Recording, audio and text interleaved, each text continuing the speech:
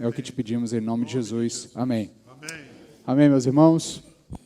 Quantas crianças vão seguindo, quero convidar você a abrir a sua Bíblia na carta de Paulo aos Romanos, capítulo 3. Nós estamos na nossa série de mensagens na carta de Paulo aos Romanos. Nosso propósito é meditarmos sobre o Evangelho como o centro de nossas vidas. Entendemos que esse é o tópico geral da carta, né? É o tema geral da carta e é o tema geral da nossa série de mensagens. Nós já vimos 3 mensagens, estamos partindo para a 4ª mensagem e, como eu já expliquei aos irmãos em outros momentos, a carta, como todas as cartas do apóstolo Paulo, segue um raciocínio. Ele está apresentando um tema, ele está apresentando uma série de argumentações para defender uma tese, uma ideia, algum propósito que ele está buscando no meio da sua carta. Algumas cartas têm temas diversos, outras cartas têm um tema condutor, um fio condutor, e ele vai falando de diversos temas a partir desse fio condutor, como é o caso da carta aos Romanos. O apóstolo Paulo está apresentando o evangelho que ele anuncia a uma igreja que ele ainda não conhece pessoalmente, conhece algumas pessoas que congregam nessa igreja, mas ele nunca teve a oportunidade de participar presencialmente nessa igreja, até o momento em que ele está escrevendo essa carta, né? E ele pretende seguir para uma 4ª viagem missionária. Nós sabemos pelo relato de Atos que o apóstolo Paulo realizou 3 viagens missionárias. Ele pretendia fazer uma 4ª viagem, chegar à Espanha, e ele gostaria de usar a igreja ali de Roma como um ponto de apoio logístico e também um ponto de apoio de sustentação. Ele está se apresentando a essa igreja, explicando para essa igreja qual é o evangelho que ele prega. Inclusive, você vai ouvir em alguns momentos da carta, nós vimos na semana passada, ele usa uma expressão até bem objetiva, dizendo, segundo o evangelho que eu anuncio, né? Ele diz que Jesus Cristo vai julgar todas as pessoas segundo o evangelho que ele anuncia. Quem lê assim de maneira mais superficial pode até achar um pouco presunçoso do apóstolo Paulo, mas uma vez que a gente compreende qual é o propósito dele é apresentar o evangelho que ele anuncia àquela igreja, então ele está explicando que Jesus Cristo vai julgar a todos segundo esse evangelho que ele está explicando para a igreja de Roma, que é o evangelho que ele anuncia e o evangelho que ele pretende anunciar na Espanha com a ajuda dos irmãos de Roma. Nós sabemos que essa viagem não aconteceu. O apóstolo Paulo, pelo contexto geral, a gente sabe que todas essas informações históricas não são exatamente precisas, há sempre uma dúvida aqui, porque nós não temos relatos muito bem detalhados do momento, mas, ao que tudo indica, na grande maioria dos comentaristas, dos estudiosos do tema, ele escreve essa carta no tempo que ele está se dirigindo para Jerusalém, na sua última viagem para Jerusalém, onde ele vai acabar sendo preso, onde ele vai enfrentar um primeiro julgamento, depois ele vai ficar preso um tempo em Cesareia de Filipe, depois ele pede para ser julgado em Roma. Todo aquele relato que é tratado ali no final do livro de Atos, ele escreve essa carta um pouco antes de todo esse momento, porque o seu propósito era voltar à Europa, voltar ainda ao campo missionário, mas ele acaba sendo impedido. Ele acaba chegando em Roma por outros meios. Ele chega lá por 2 vezes para ser preso, né? A primeira vez ele acaba passando 2 anos e é solto, depois ele acaba voltando uma segunda vez, preso mais uma vez pelo Evangelho, e nessa segunda vez, é a vez derradeira, ele por lá fica, onde ele então é executado pelo Império Romano. Mas, dito tudo isso, é só para que os irmãos entendam o contexto geral, e ao longo da carta ele vai apresentar o evangelho que ele está pregando, que ele acredita, que ele crê, que ele entende ser o evangelho que Jesus Cristo deixou aos seus apóstolos. Ele mesmo se apresenta como alguém que recebeu do próprio Senhor Jesus Cristo essa mensagem, e ele começa a apresentar aos irmãos de Roma. E ele vai seguir uma ordem lógica. Ele vai apresentar o quadro do ser humano, o estado do ser humano em pecado. Depois ele vai apresentar o meio pelo qual o ser humano sai dessa situação, a situação de condenação. Ele então vai discutir alguma coisa sobre a relação das promessas de Deus com o seu povo, vai explicar, vai discutir a questão da eleição, da predestinação. Isso é um tema que a gente vai abordar mais para frente. Vai falar da relação entre judeus e entre igreja, Israel e igreja, vai tentar explicar qual é essa relação, porque todos esses temas estão ali encadeados dentro desse contexto do Evangelho. e nós estamos nesse momento no primeiro terço da carta, onde o apóstolo Paulo está terminando de apresentar o seu argumento sobre o estado do ser humano, sobre a condição em que o homem se encontra diante de Deus por causa do pecado. Fazendo aqui um breve resumo das primeiras partes, ele então primeiro apresenta ali nos primeiros versos, ou melhor, nos versos intermediários do capítulo 1 até o final do capítulo 1, ele explica qual é o estado do homem, dos gentios como um todo, das nações gentílicas como um todo.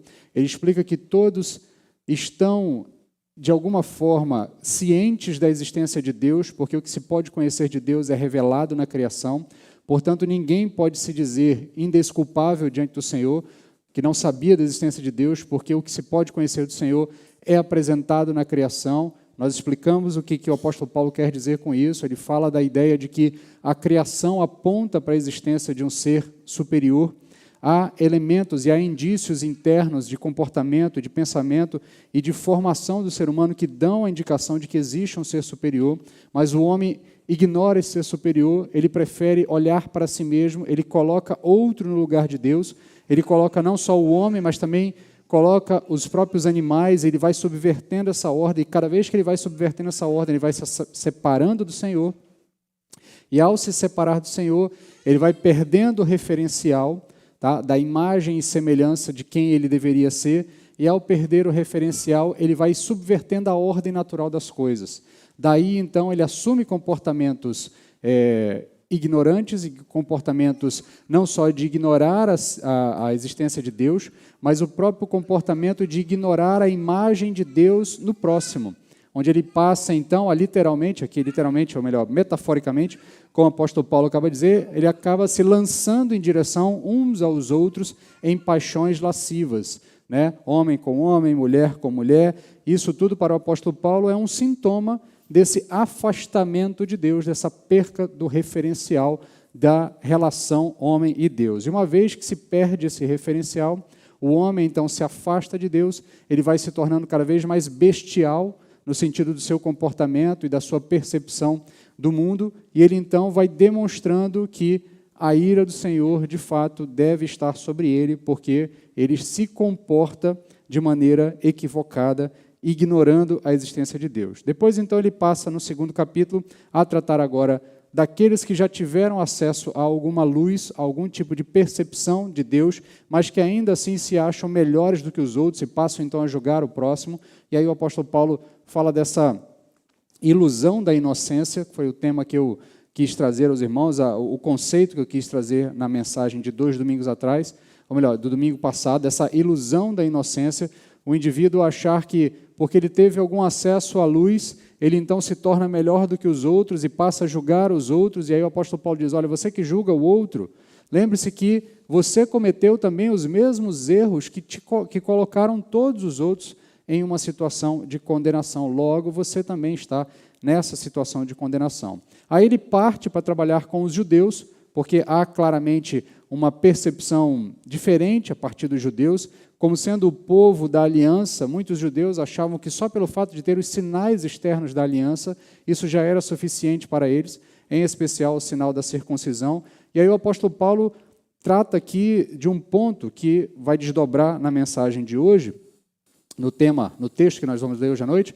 e o apóstolo Paulo deixa claro que esse sinal externo, se não for acompanhado de uma ação interna, ou melhor, se não replicar ou se não expressar um sinal interno, esse sinal externo também não resolve o problema do ser humano, também não coloca o ser humano em uma situação de vantagem. Então, tecnicamente, ou melhor, de uma maneira bem simplória, se o judeu não tivesse sido circuncidado no coração, e obviamente ele está falando aqui de um processo de conversão, de um processo de reconhecimento de quem é o Senhor sobre sua vida, de devoção a esse Senhor, e de respeito à lei desse Senhor, e de entender que este é o único caminho, adorar ao Senhor, estar na relação correta com o Senhor, é a única forma de você se livrar dessa condenação. Esse indivíduo, ainda que tenha circuncisão, ainda que guarde o sábado, ele vai tratar isso em outros momentos, ainda que tenha recebido a lei, ainda que tenha recebido inúmeros sinais externos de uma relação íntima com Deus, isso não resolve o problema dele. E aí o apóstolo Paulo encerra dizendo que, na verdade, o verdadeiro judeu, aquele que é, de fato, povo de Deus, aquele que, de fato, é circuncidado no sentido de ter a aliança que, de fato, confirma a salvação ou possibilita a salvação, é aquele que o é no coração, aquele que é, de fato, tratado pelo Espírito Santo no coração. Aí ele então inicia o verso seguinte, que é onde nós vamos ler, a partir agora do capítulo 3, do verso 1 em diante. Quero então convidar você a me acompanhar na leitura. O apóstolo começa dizendo, ele vai abrir um parêntese agora, apenas dar uma explicação breve sobre a linha de raciocínio do apóstolo. Ele vai abrir um parêntese porque ele fez duras acusações contra os judeus, e ele agora vai abrir um parêntese para explicar e para aparar algumas arestas aqui, para que ninguém interprete mal o que ele está dizendo. Tá? Então ele começa dizendo, então que vantagem tem o judeu, ou qual a utilidade da circuncisão? Muita, em todos os sentidos. Em primeiro lugar, porque as palavras de Deus foram confiadas aos judeus. E então, se alguns forem infiéis, a infidelidade deles anulará a fidelidade de Deus? De modo nenhum. Seja Deus verdadeiro e todo homem mentiroso, como está escrito, para que sejas justificado em tuas palavras e vença quando fores julgados. Mas se a nossa injustiça demonstra a justiça de Deus, que diremos? Por acaso Deus é injusto por aplicar a sua ira? Estou usando critérios humanos. De modo nenhum. Do contrário, como Deus julgará o mundo.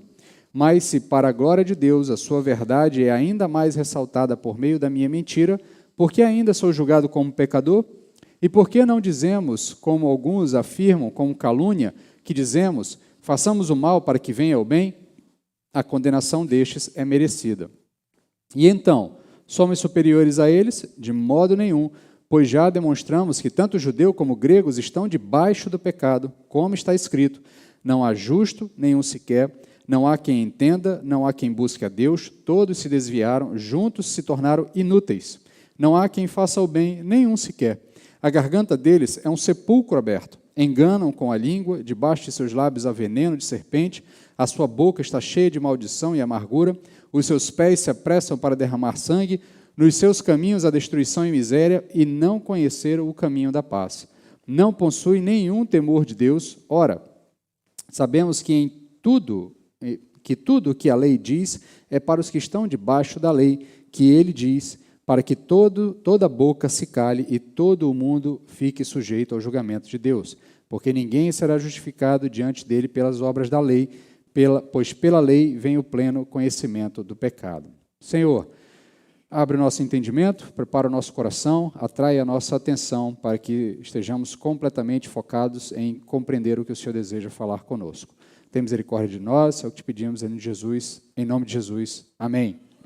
Então, meus queridos, como eu já expliquei anteriormente, o apóstolo Paulo está encerrando o seu argumento. Ele está finalizando essa argumentação de que todos estão debaixo do pecado. Essa é a primeira apresentação. Ele fala do Evangelho no finalzinho da sua apresentação, lá no primeiro bloco do capítulo 1. Ele termina com o texto conhecido, porque não tenho vergonha do Evangelho, porque este Evangelho é o poder de Deus para a salvação de todo aquele que crê, primeiro do judeu e depois do grego. E aí ele finaliza citando o profeta Abacuque, porque o justo viverá pela fé, né? Então, ele deixa claro, ele apresenta a sua concepção do Evangelho. O Evangelho é o poder de Deus para a salvação. Salvação de todos os indivíduos. Porque todos os indivíduos, a informação que ele vai dar adiante, a explicação que ele vai dar adiante, é porque todos os indivíduos, tanto judeus quanto gregos, estão debaixo do pecado. Então, todos precisam de salvação. Então, ali do capítulo 1, do verso 18 até o verso 32, ele demonstra que a sociedade gentílica está debaixo do pecado. Ele vai demonstrando os elementos que demonstram que esta sociedade toda está debaixo do pecado. Do verso 1 do capítulo 2 até o final do capítulo 2, verso 29, ele vai então tratar da questão da ilusão de uma eventual inocência diante do juiz divino. Vai tratar então dos judeus, depois, da condição dos judeus, do sinal externo. E agora, nesse finalzinho, no trecho final, do verso 1 até o verso 20, ele vai, primeiramente, corrigir alguma má interpretação das suas palavras em relação aos judeus, e ele vai finalizar um argumento de que todos estão debaixo do pecado, portanto, todos estão em rota de colisão com o juízo divino, logo, todos precisam do evangelho que ele anunciou lá no início, no texto famoso, porque não me envergonho do evangelho, porque este é o poder de Deus para a salvação de todo aquele que crê. Agora, do verso 1 até o verso 8, ele vai, então, corrigir alguma interpretação equivocada que os seus leitores possam fazer das suas palavras em relação aos judeus no último trecho que nós vimos no finalzinho da mensagem da semana passada. Então, do verso 17 até o verso 29 do capítulo 2, Paulo fez algumas duras críticas aos judeus. E, se você ler com calma depois, ou retornar lá na mensagem, você vai perceber que o apóstolo Paulo faz algumas afirmações muito duras em relação aos judeus. Ele diz o seguinte, ele vai fazer basicamente 4 afirmações. Ele faz 2 grandes afirmações que se desdobram em 4 compreensões. Primeiro, ele vai dizer que o sinal da circuncisão só é proveitoso para o que cumpre a lei. Então, se você não cumprir a lei por completo, não adianta ter sinal da circuncisão. O sinal por si só não resolve o problema. O sinal tem que estar associado ao cumprimento da lei. Se você não cumpre a lei, você está condenado pela lei, com circuncisão ou sem circuncisão. Isso é muito duro, porque o judeu, em certo sentido, ele olha para si, ele vê que tem uma marca de diferenciação em relação aos demais, às outras nações, e a marca da circuncisão, o grande propósito dela é exatamente fazer uma diferenciação. Esse é judeu e esse não é judeu. Tá? Muitas vezes as pessoas tentam explicar a marca da circuncisão por alguns aspectos médicos, biológicos, de higiene, não era essa a preocupação, tá, gente? Não era essa a preocupação. Ainda que, modernamente, a ciência possa ter percebido que a retirada do prepúcio do membro masculino tem alguma vantagem para fins de higiene ou evitar algum tipo de doença, a preocupação inicial é uma diferenciação, é uma marca mesmo. É basicamente como se fosse um sinal externo para que todo homem judeu fosse diferente dos demais homens das outras nações. Então, em certo sentido, o que Deus está deixando claro para o seu povo é: eu estou separando vocês. Vocês são diferentes dos demais. Contudo, essa minha separação não resolve o problema de vocês. O que resolve o problema de vocês é o cumprimento da lei. É estar de acordo com a minha vontade. E a gente vai entender mais para frente que esse cumprimento da lei, tá, ele vai se demonstrar como impossível para nós, por isso nós confiamos no Cristo que cumpre a lei por nós. Isso é um desdobramento do raciocínio que a gente vai fazendo ao longo do entendimento do livro, mas a priori o que o apóstolo Paulo está dizendo é: não adianta nada você ser circuncidado se você não cumpre a lei. Porque se você não cumpriu a lei ou resvalou em qualquer elemento da lei, em qualquer ponto da lei, você está condenado tanto quanto aquele que não é circuncidado e está descumprindo a lei como você. Então, essa é uma primeira afirmação que o apóstolo Paulo faz, que é muito dura em relação aos judeus, porque havia uma expectativa de que o fato de sermos diferenciados das outras nações nos confere algum tipo de privilégio diante de Deus. A segunda afirmação é de que aqueles que cumprem a lei, mesmo sem o sinal da circuncisão, recebem os benefícios da circuncisão e assumem o papel destinado aos cumpridores da lei. Ele fala isso lá no verso 26 e 27 do capítulo 2, do capítulo anterior. E aqui é uma outra afirmação muito dura, porque ele diz o seguinte: olha, deixa eu me explicar, inclusive, o quanto isso é preocupante, judeu. Ele está falando diretamente aos judeus. Deixa eu me explicar como isso é preocupante. Aquele que, não sendo circuncidado, cumpre a lei em seu coração, ele vai explicar que os gentios, mesmo não tendo a lei, quando cumprem a lei, fazem lei para si mesmo, e uma vez que fazem a lei para si mesmo, por causa dessa percepção natural do que o que é certo, do que é errado, quando eles fazem o que é certo diante de Deus, Deus olha para eles e os trata como se circuncidados fossem.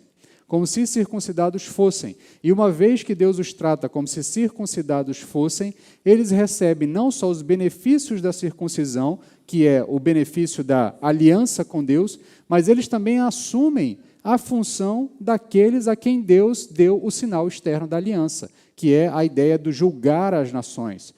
Os judeus, quando são chamados, eles são preparados para serem uma nação luz para as outras nações, e um dos elementos disso é um elemento profético que é dito aos judeus, que aponta para o reino vindouro de Deus, o reino vindouro do Messias, onde os judeus julgariam as nações. Nós sabemos que essa afirmação posteriormente vai ser transferida para a igreja. O livro de Apocalipse diz, ou melhor, o apóstolo Paulo diz aos seus leitores em Coríntios, quando ele está tratando das avanças internas da igreja, das discussões internas, quando o irmão está levando o outro irmão para um julgamento externo, trazendo problemas entre os irmãos para juízes externos, ele diz, por que vocês mesmo não julgam os problemas de vocês dentro da igreja, por intermédio da relação entre vocês mesmos? Afinal de contas, vocês não sabem que vocês vão julgar o mundo, vocês vão julgar as nações, inclusive vão julgar os anjos.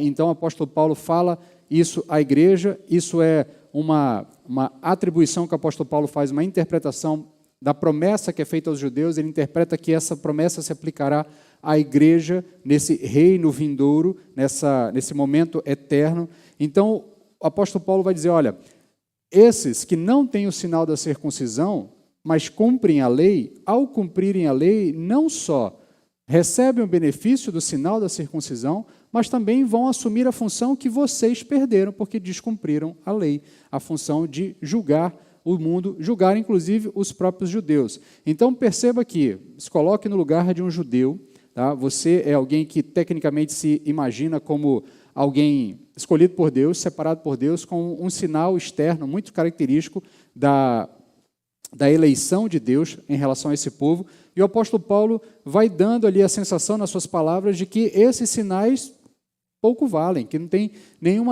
nenhum tipo de valor nenhum. Então, é isso que o apóstolo Paulo vai corrigir nesse primeiro bloco agora. A outra afirmação que ele faz é que o título judeu deve ser aplicado a todo aquele que cumpre a lei, independente do sinal da circuncisão. Então, ele finaliza o argumento dizendo, olha, judeu não é quem é circuncidado, judeu é quem é convertido. É basicamente isso que ele está dizendo. Judeu é aquele que é convertido. Quem é convertido, a circuncisão do coração, aquele que passa por uma ação espiritual, a circuncisão que é feita pelo Espírito Santo de Deus, prometida aos profetas, prometido aos profetas para o povo vindouro do Senhor. Essa promessa, quando se cumpre, ela torna aquela pessoa um judeu. Judeu, eu expliquei, a expressão judeu vem de Judá, vem da tribo de Judá, e Judá significa louvor. Então, judeu, basicamente, aqui tentando fazer uma tradução bem simplória, é aquele que é louvado, é aquele que recebe louvores. Basicamente, uma tradução bem simplória, bem sem muita preocupação exegética, é a ideia de que, no finalzinho, o apóstolo Paulo está dizendo, olha, ele faz até um trocadilho, porque no começo do texto ele diz, vocês se vangloriam de ser judeus. Vocês olham para judeus e dizem, nossa, como é bom ser judeu. Mas, no fim das contas, Deus vai olhar para aqueles que não são judeus, mas têm a marca da circuncisão no coração e vai dizer, você é que é o louvado. Você é aquele que recebe o louvor do Senhor. Por quê? Porque se adequou à vontade de Deus, fez a vontade de Deus. Então, essa é uma terceira afirmação. A quarta afirmação é que o apóstolo Paulo afirma que Deus honrará aqueles que cumprem a lei e não os que são circuncidados exteriormente. É essa honraria de dar louvor. Ele finaliza dizendo, inclusive, isso, que Deus os dará, Deus derramará graça sobre eles, Deus, então, os elogiará. Entendeu? Deus elogiará a essas pessoas que não têm a marca, não necessariamente têm a marca externa, mas têm a marca no coração.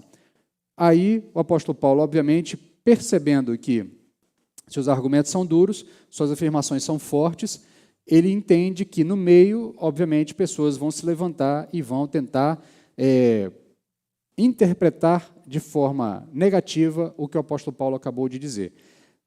Se antecipando a isso, o apóstolo Paulo começa então a responder possíveis indagações que seriam levantadas no meio dos seus leitores. O apóstolo Paulo faz isso com uma certa frequência em suas cartas, é uma técnica que se chama de diatribe, Dentro do texto bíblico, essa técnica o apóstolo Paulo usa com bastante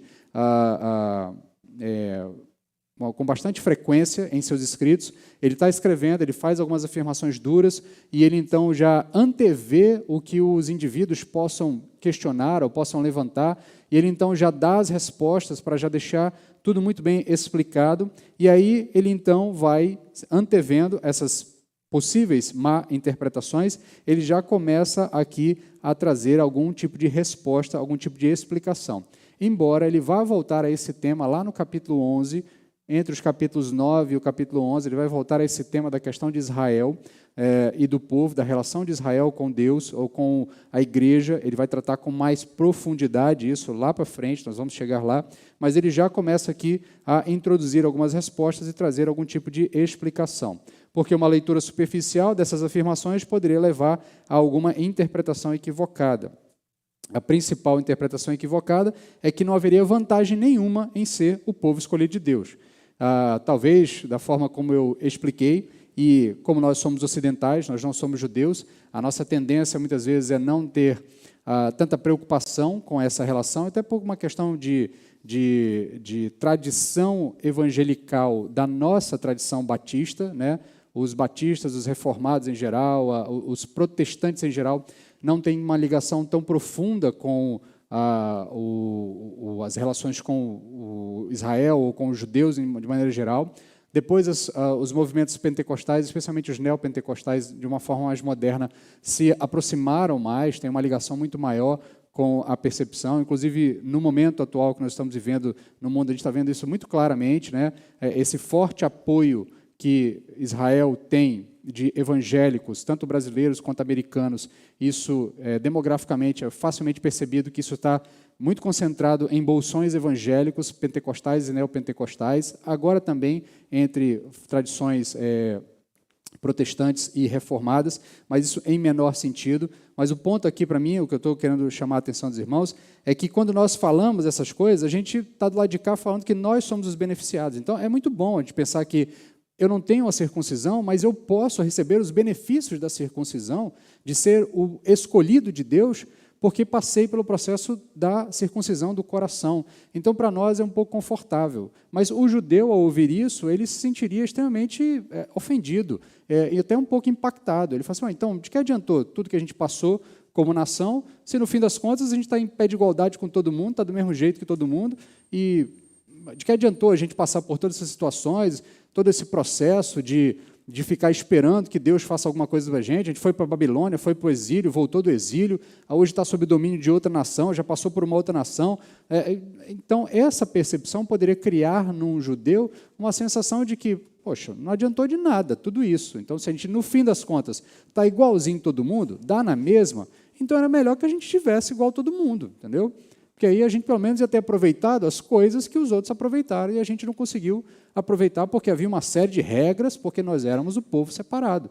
Volto aqui a dizer, por exemplo, quando a gente fala da dieta judaica, né, das restrições dietéticas judaicas, não comer carne de porco, não comer determinadas carnes, essas coisas, muitas vezes, a gente ocidentalmente tenta explicar elas dizendo, não, é para prevenir doenças, é para isso.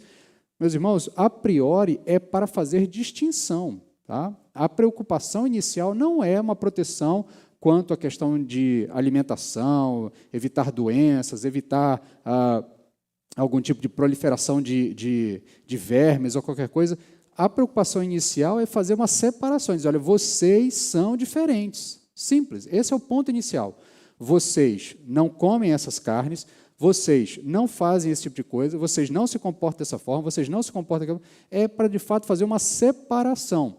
Obviamente, a gente consegue depois, porque a graça de Deus é enorme, a graça de Deus é multiforme, ela vai se apresentando de outras formas. A gente vai percebendo que a dieta auxiliou em alguns pontos, ela facilitou a sobrevivência do povo no deserto, ela facilitou uma série de coisas, mas essa não é a preocupação inicial. A preocupação inicial é separar mesmo, é dar uma marca distintiva. É que quando o judeu estivesse andando no meio de outros povos, alguém dissesse, lá vai um judeu.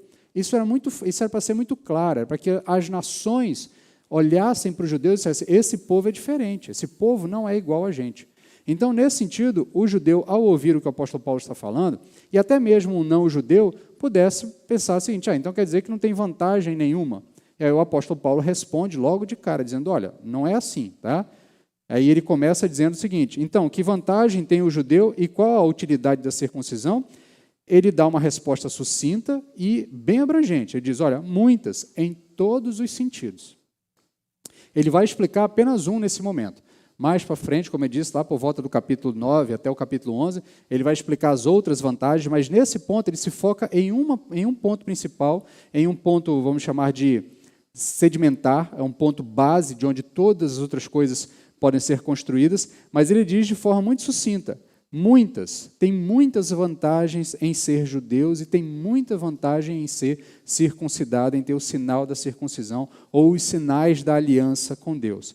Paulo ressalta, então, que há muitas vantagens em ser o povo de Deus, o povo escolhido por Deus. Mas, nesse momento da carta, ele vai ressaltar apenas uma. Tá? A vantagem ressaltada pelo apóstolo Paulo é que os judeus é o povo que recebeu os oráculos de Deus. E ele usa essa expressão propositalmente, porque essa é uma expressão do mundo europeu, do mundo gentílico, a ideia dos oráculos, né? As religiões, tanto romanas quanto as religiões gregas, que vão dar origem à religião romana, né? Elas são muito baseadas nas revelações dos oráculos. Né? Tem, por exemplo, lá na região de Éfeso, você tem o oráculo de Delfos, você tem uma série de elementos que fazem parte da cultura daquele povo, então o apóstolo Paulo usa propositalmente essa palavra, mas o que ele está querendo dizer é o seguinte, olha, o povo de Israel, ou o povo judeu, o povo da aliança, o povo que tem o sinal, a marca exterior, ele recebeu a revelação expressa de Deus. Ele recebeu os oráculos divinos, ele recebeu a palavra de Deus explícita. Porque enquanto ao resto do mundo Deus se revelou por sinais, como o apóstolo Paulo diz lá no comecinho da carta, que o que se pode conhecer de Deus está apresentado na criação, enquanto o resto do mundo só tem acesso a Deus procurando indícios na criação, percebendo indícios na criação e percebendo indícios em uma lei moral interna, o judeu recebeu isso de forma explícita. Deus literalmente se apresentou aos judeus. Deus literalmente se apresenta a Abraão, o pai dos judeus, depois literalmente ele se apresenta a Moisés, o libertador dos judeus, ele literalmente dita qual é a regra de comportamento do povo judeu, quais são as leis do povo judeu. Então, o povo judeu sabe a vontade de Deus expressa, enquanto o resto do mundo tem inferências da vontade de Deus, implícitas na criação, e implícitas na percepção e na relação humana. Tá? É isso que o apóstolo Paulo diz lá nos primeiros versos. O povo judeu recebe isso de maneira expressa, recebe isso de maneira muito clara, muito aberta, muito explícita, muito detalhada. Se você abrir a sua Bíblia, ali por volta do capítulo 20 do livro de Êxodo, e for seguindo na leitura, tanto no livro de Êxodo, Deuteronômio, de Números, até Juízes ainda vai ter alguma coisa de elemento de lei, você vai ver que Deus explicita tudo o que o povo tem que fazer. Então, isso é uma grande vantagem. Isso é uma enorme vantagem. Porque enquanto o resto do mundo precisa tatear para encontrar Deus e saber qual é a vontade de Deus, esse povo, o resto do mundo, inclusive, para poder saber melhor a vontade de Deus, precisa se aproximar dos judeus, precisa se introduzir na cultura, conhecer aquilo que os judeus já conhecem antecipadamente, eles recebem isso de maneira explícita. Então, para o apóstolo Paulo, essa é talvez a principal vantagem. Deus se revelou aos judeus, Deus explicitou a eles a sua vontade e as suas palavras. Então, é muito mais fácil fazer a vontade de Deus quando você sabe exatamente o que Deus quer. É muito mais fácil você se adequar à lei do Senhor quando você conhece essa lei de maneira expressa. É muito mais fácil para o judeu alcançar os benefícios do cumprimento da lei do que o não circuncidado ou não judeu alcançar os mesmos benefícios. Isso tudo não invalida o argumento anterior, não invalida o argumento de que, mesmo com toda essa vantagem, se o judeu não fizer o que é correto diante do Senhor, não adianta nada ter a vantagem se ele não fez bom uso da vantagem. Né? Então, quem gosta de automobilismo, né, de Fórmula 1, né, sabe que os pilotos que tiram o melhor tempo no treino, eles então largam na frente, e largar na frente é uma vantagem. Tá? Embora a maioria dos carros sejam teoricamente ou até de uma maneira muito próximas um do outro ali, há diferença de motores, há diferença de aerodinâmica de um carro para o outro, mas em tese eles todos são capazes de ganhar uma corrida, quem larga na frente, larga sem nenhum tipo de empecilho. Ele tem mais vantagem, tem mais possibilidade de ganhar a corrida ou de controlar o percurso da corrida sem ter que se preocupar em ultrapassar ninguém. Então, há uma vantagem, obviamente, em largar primeiro, em ser o pole position, né? Eu lembro quando eu era criança, e nos bons tempos de Ayrton Senna e outros brasileiros que brilhavam na Fórmula 1, a nossa expectativa era que o Ayrton Senna sempre fazia os bons tempos, fazia ótimos tempos, então ele sempre largava na frente.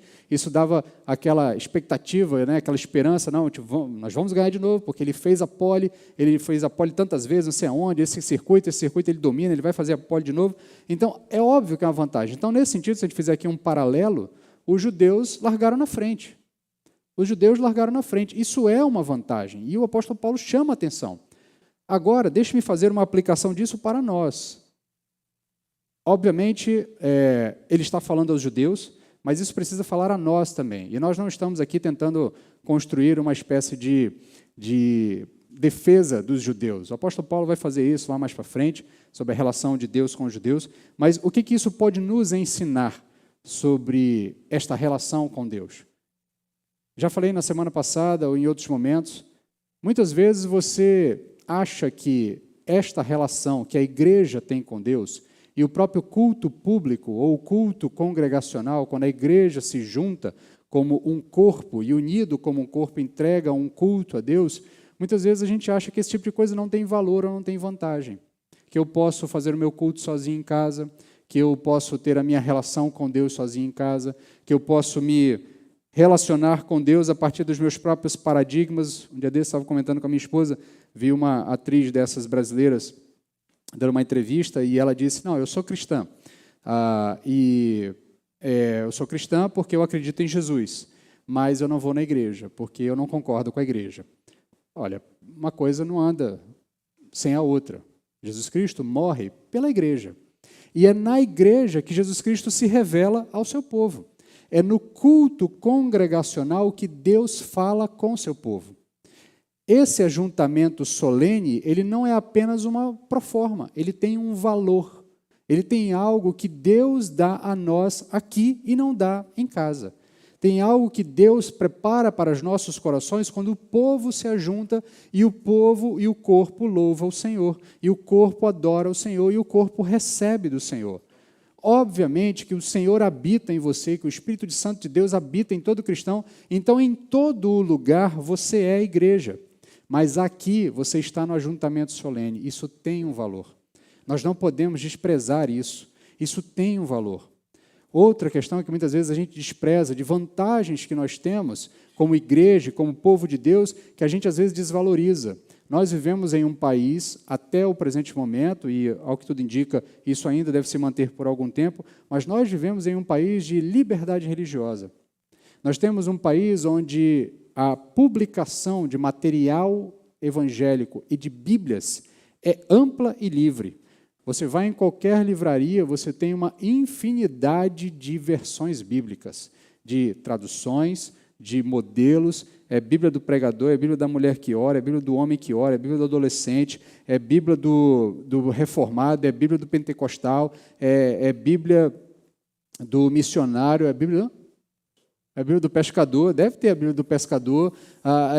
Você tem um sem número de versões bíblicas.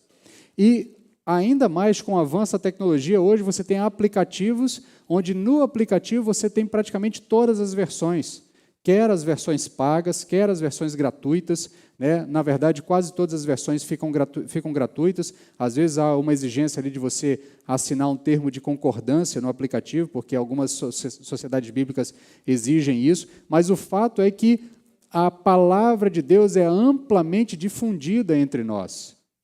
Você tem acesso a ela com muita vantagem, com muita facilidade. E quando você ignora isso, o que você está fazendo é abrir mão dessa vantagem.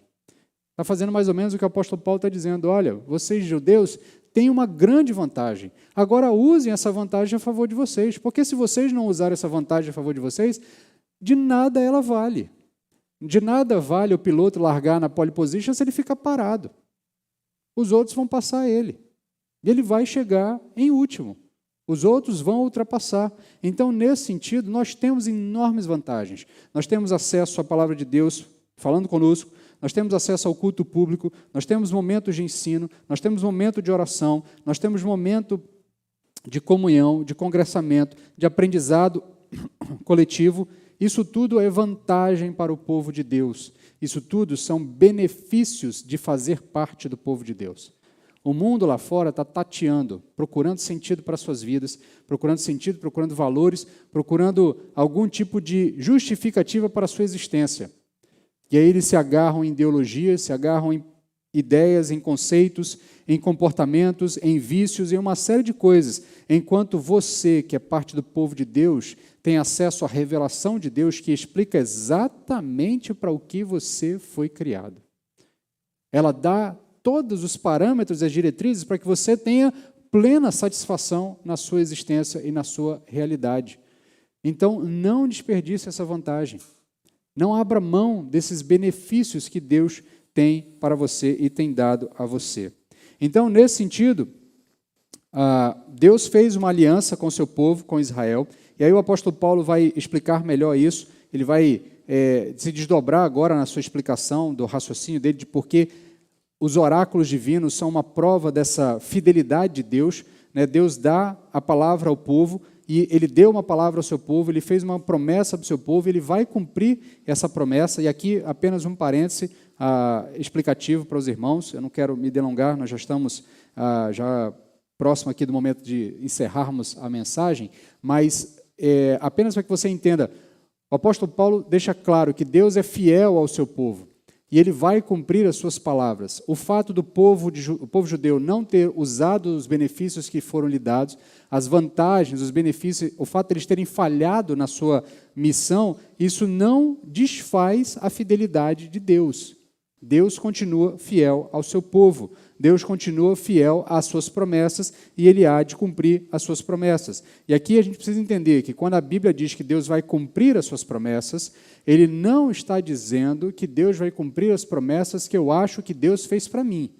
Deus vai cumprir as promessas que Ele fez a seu povo através do texto bíblico. E as suas promessas é de cumprimento da sua proposta de formar um povo para si. De fazer um povo que é um povo seu, um povo que vai ser lavado, um povo que vai ser transformado, um povo que vai ser renovado, restaurado, um povo que vai viver com Ele eternamente. A gente cantou hoje, pelo menos em 2 cânticos diferentes, melhor, em 3 cânticos diferentes, nós usamos a expressão que Deus é fiel e fiel a nós, fiel a mim. Né? Nós usamos em pelo menos 2 cânticos diferentes essa expressão.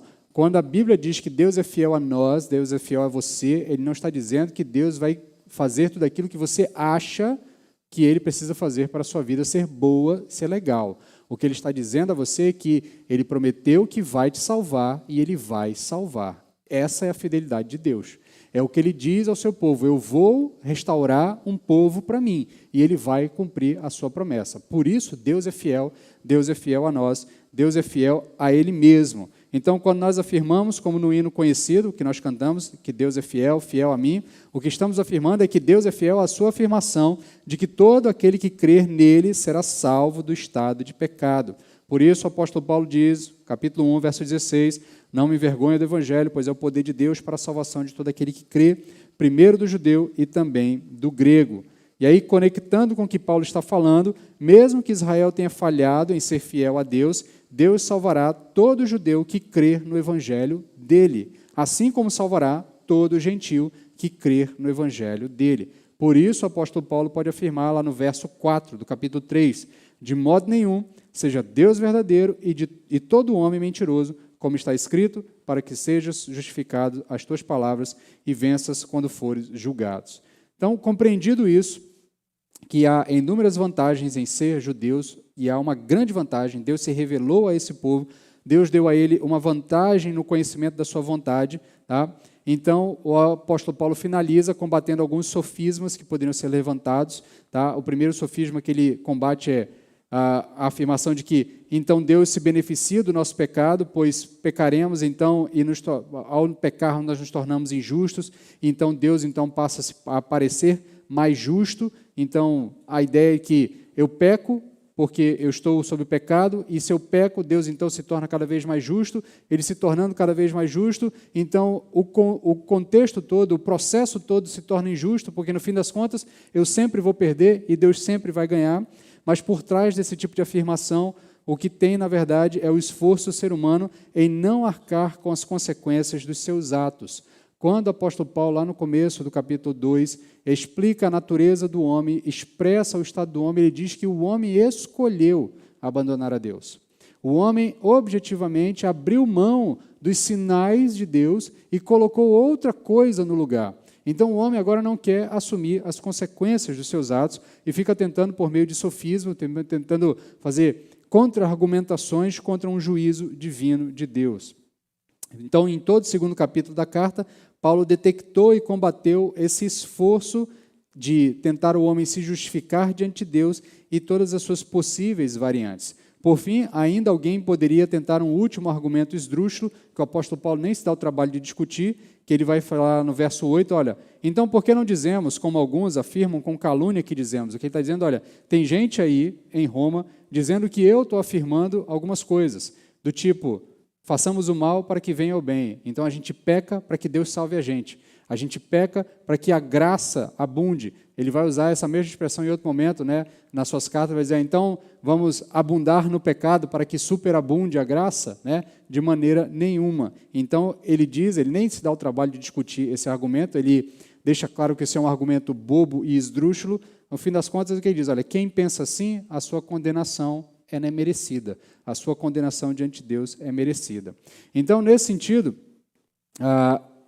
Paulo finaliza dizendo que, no fim das contas, há vantagens em ser judeus, mas os seus argumentos anteriores não são invalidados, porque essa vantagem só tem valor se você usar essa vantagem. Se você não usar essa vantagem, você se coloca na mesma situação dos outros. Aí ele vai finalizar o argumento do verso 9 até o verso 20, tá? E aí ele vai encerrar agora toda a sua argumentação inicial sobre o estado do ser humano, e ele vai meio que, num pupurri de textos dos Salmos e um texto de Isaías, ele vai traçar ali, de maneira até meio poética, esse estado do ser humano que ele já explicitou em todos os versos anteriores, tanto de judeus como de gentios. Inclusive, ele começa o verso 9, dizendo, então, somos superiores a eles? De modo nenhum, pois já demonstramos que tanto judeus como os gregos estão todos debaixo do pecado.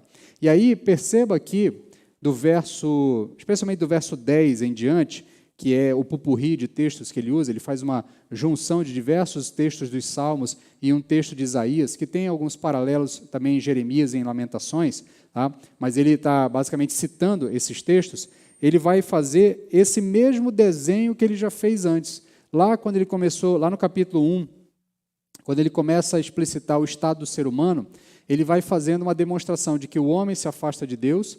Ao se afastar de Deus, a sua mente vai ficando entenebrecida, uma mente entenebrecida entorpece um coração, esse coração entorpecido se desdobra em desejos lascivos, em desejos equivocados, e os desejos equivocados se apresentam em comportamento equivocado, em comportamento contrário à vontade de Deus. E ele basicamente segue esse roteiro, ele pega os textos bíblicos para provar de forma definitiva o seu argumento. Então perceba que ele vai separar essas provas do estado humano em afetações do pensamento e desejos que se desdobram em afetações das ações. Então perceba primeiramente a afetação da mente e do desejo. Então verso 10, ele diz, não há um justo, nenhum sequer.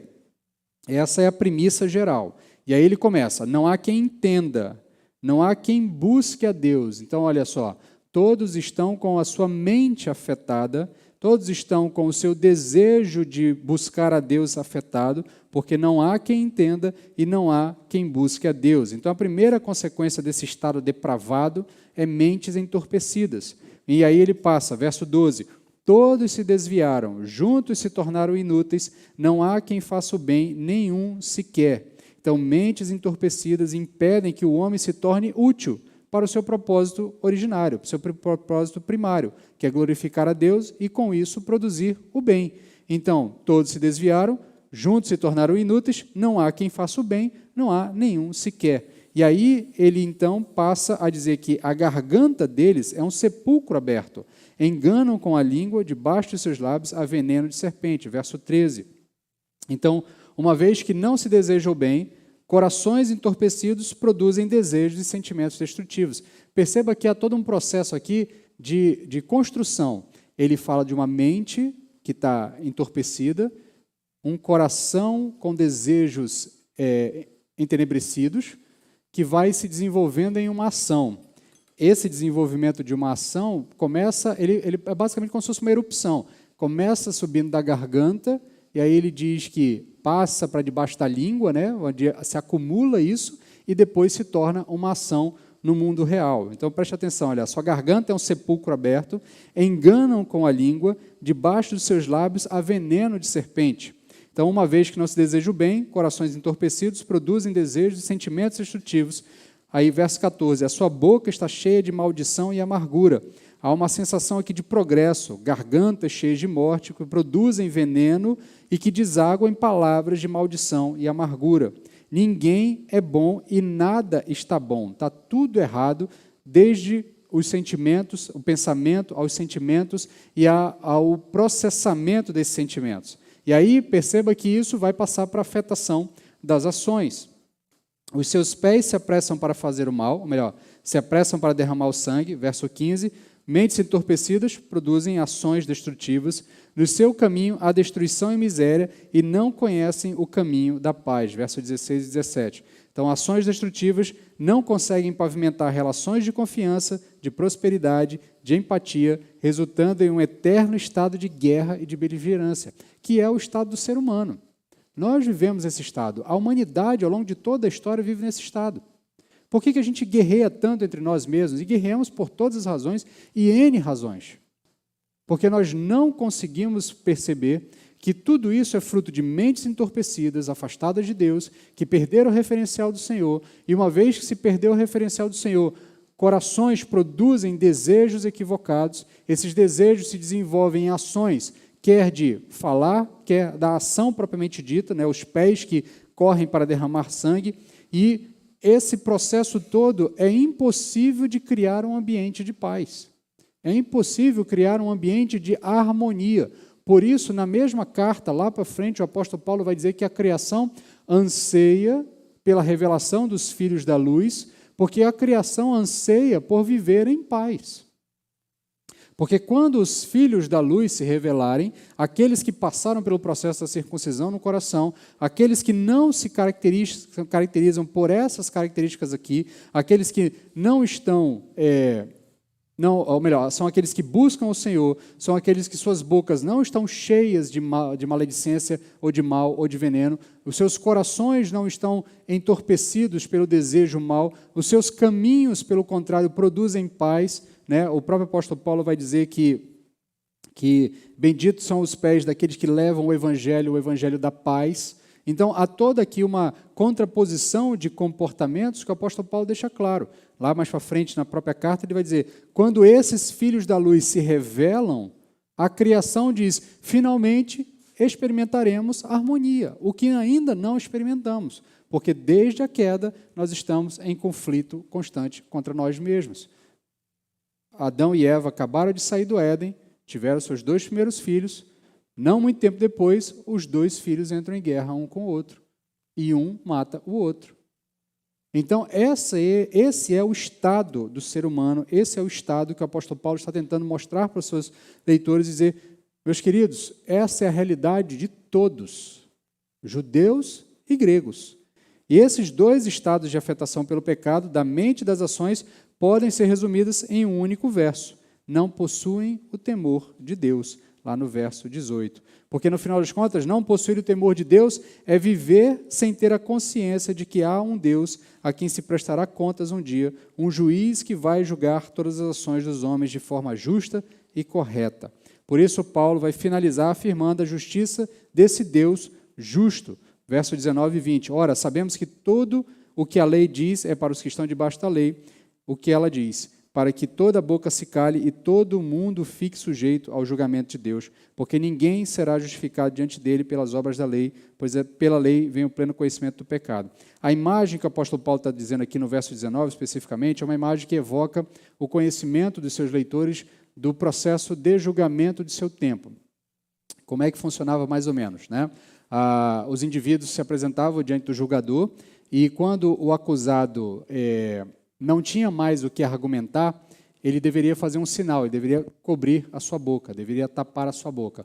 E muitas vezes os acusadores, especialmente quando eram soldados ou era alguma autoridade imbuída ali do poder de força no processo, ele, por entender que o indivíduo já estava condenado pelas suas ações, porque foi pego em flagrante, ou qualquer coisa nesse tanto, eles batiam na boca do indivíduo. Se você lembrar lá no julgamento de Jesus, é isso que acontece com ele. Quando Jesus está falando alguma coisa, um dos centuriões bate na boca dele. A ideia ali é que ele deveria se calar diante do julgamento, porque ele não tinha defesa. O que o apóstolo Paulo está dizendo é que, olha, meu querido, depois de toda essa argumentação que eu fiz para você, ninguém mais pode se levantar diante de Deus e tentar argumentar algum tipo de fuga dessa situação. Porque diante de Deus e diante desses argumentos todos apresentados, baseados na revelação de Deus, ninguém está a salvo do Senhor, da sua ira e do seu justo juízo. Então, nesse processo, o apóstolo Paulo deixa claro, diante de Deus, no fim das contas, todos nós acabamos calados, porque nós estamos todos debaixo do pecado, tanto judeus como gregos. Então, Paulo vai concordar com o que ele afirmou anteriormente, lá no verso 14 do capítulo 2, né, quando ele fala da lei que os gentios aplicaram para si mesmos, ao praticarem as coisas corretas, de acordo com a vontade de Deus, criando lei para eles, por isso todos estão calados diante de Deus. Os judeus, porque tiveram acesso à lei e não cumpriram a lei, os gentios, porque mesmo tendo os sinais da presença de Deus e uma lei inata nos seus corações, também fizeram o que era mal ao Senhor, então todos estão calados diante de Deus, ninguém pode questionar o juízo de Deus.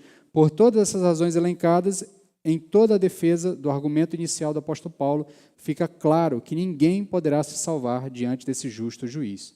Aí a pergunta que surge para nós é, e agora? Como é que a gente sai dessa situação? Porque o apóstolo Paulo fechou todas as saídas. Não adianta ser judeu se eu não cumprir a lei. Se eu sou gentil, eu não tive acesso à lei, mas se eu faço o que é certo, eu crio lei para mim mesmo. Então, somos todos condenados. Como é que nós vamos sair dessa situação? Por isso é que o apóstolo Paulo começa tudo falando do Evangelho. E aí eu volto ao verso base da carta. Porque não me envergonho do Evangelho, pois é o poder de Deus para a salvação de todo aquele que crê. É por isso a urgência do Evangelho.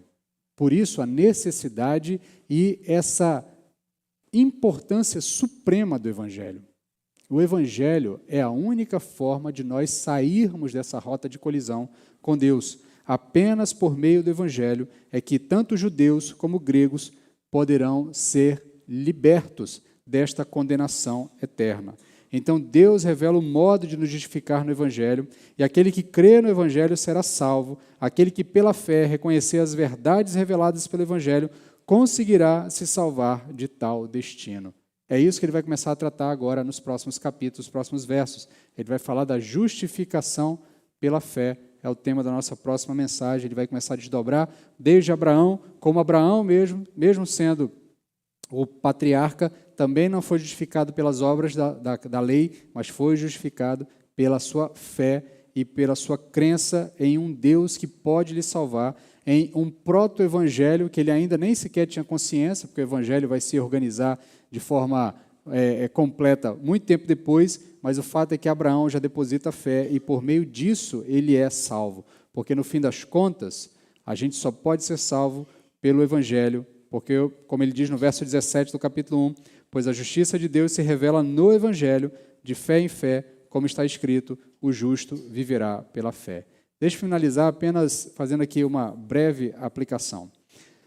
Diante dessa realidade do homem, face ao pecado, o desespero pode tomar conta de alguém. Mas a grande palavra de conforto e de esperança é que tem solução, tem saída. E a saída é o Evangelho. Sem o Evangelho, nós estamos perdidos. Mas por meio do Evangelho, nós podemos encontrar salvação. Porque, no fim das contas, ainda que não haja nenhum justo, nenhum sequer, Deus enviou um justo para nós. Esse justo se tornou um de nós. Cumpriu a lei que nós não conseguimos cumprir. Recebe os méritos do cumprimento dessa lei. E ele nos dá esse mérito. Todo aquele que deposita fé em Jesus Cristo recebe os méritos de Cristo. É isso que a gente muitas vezes fala, ou melhor, o apóstolo Paulo diz isso, porque quando nós estamos em Cristo, revestidos de Cristo, porque é recebendo os méritos do cumprimento de Cristo, da lei do Senhor, porque Ele cumpre a lei, Ele é o justo, Ele é aquele que obtém os benefícios do cumprimento da lei, Ele é o que tem direito à vida eterna e por isso a morte não tem poder sobre Ele, não consegue o segurar.